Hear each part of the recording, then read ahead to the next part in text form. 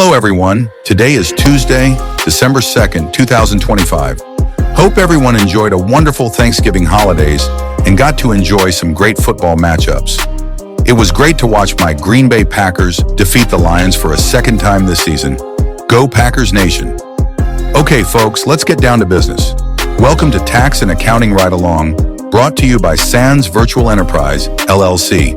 Your go-to dose of straight-talking, tax and accounting insights for small businesses and the everyday taxpayer in the general public.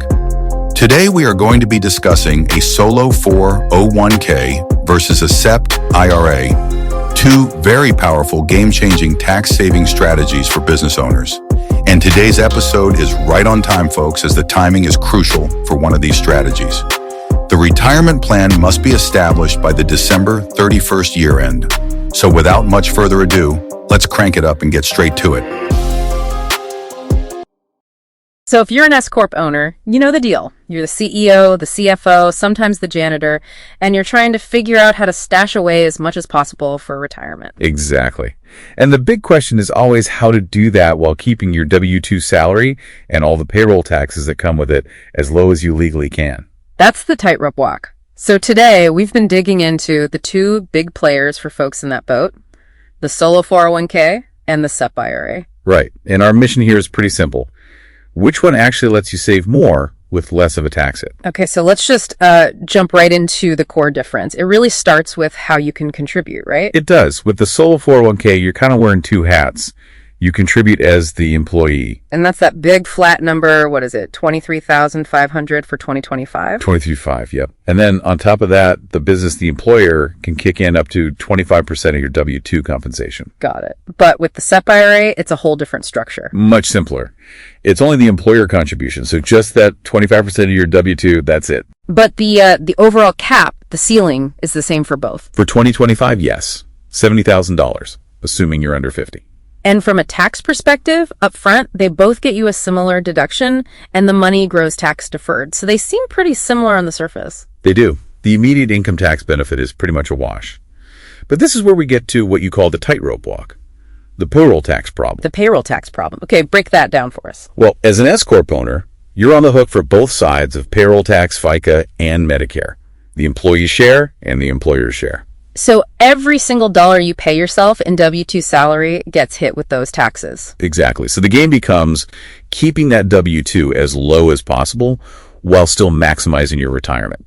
And this is where the solo 401k it pulls way ahead. Because of that employee contribution piece? Precisely. Because you can use that huge flat $23,000 contribution.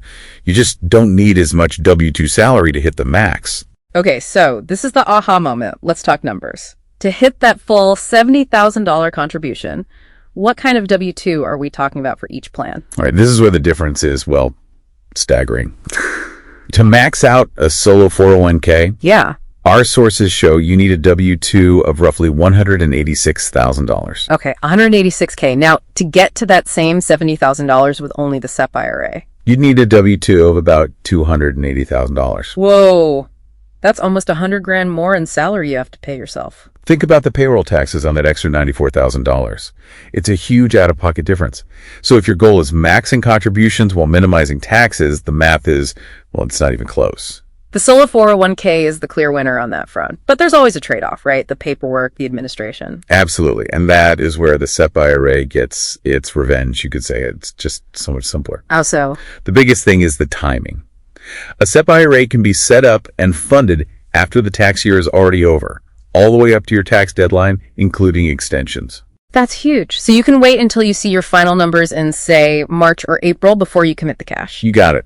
The solo 401k, on the other hand, has to be established before December 31st of the tax year. More planning involved. What about getting access to your money? Any flexibility there? The solo 401k is more flexible there too. It often allows for loans or hardship withdrawals. You generally can't take a loan from a SEP-IRA. Okay, but there is one huge critical constraint we have to mention. The employee factor. Yes, this is non-negotiable. The solo 401k is, like the name says, for solos. You and maybe your spouse. If you have any other employees. The solo 401k is off the table. The SEP-IRA might be your only choice between these two. So to wrap this up for everyone listening, what's the bottom line? It really depends on your priority. If it's pure savings power and keeping that taxable salary down, the solo 401k is the champion. But if you value simplicity and that ability to fund your retirement account months after the year ends, Then the SEP-IRA is your friend. And of course, if you have other employees, that might just make the decision for you. so the real takeaway here isn't just about the contribution limit itself. No, not at all. The real provocative thought is this. The critical comparison is how each plan's rules force you to structure your own pay. It's not about hitting the $70,000 limit. It's about minimizing the collateral damage, the extra payroll tax that you have to pay to get there. That's exactly a very important distinction. Something to really chew on as you run the numbers for your own business. Well, folks, that's a wrap. Thanks for joining us for another episode of Tax and Accounting Ride Along, courtesy of Sands Virtual Enterprise, LLC. Got feedback or curious questions? Or maybe a topic that needs some airtime? We'd love to hear from you. Connect with us at admin@sve-accountingandtaxes.com or text us at 4045858513. Also, follow us on Facebook, Instagram, TikTok, YouTube, and LinkedIn for more insights. Catch you next time for more business talks and good times.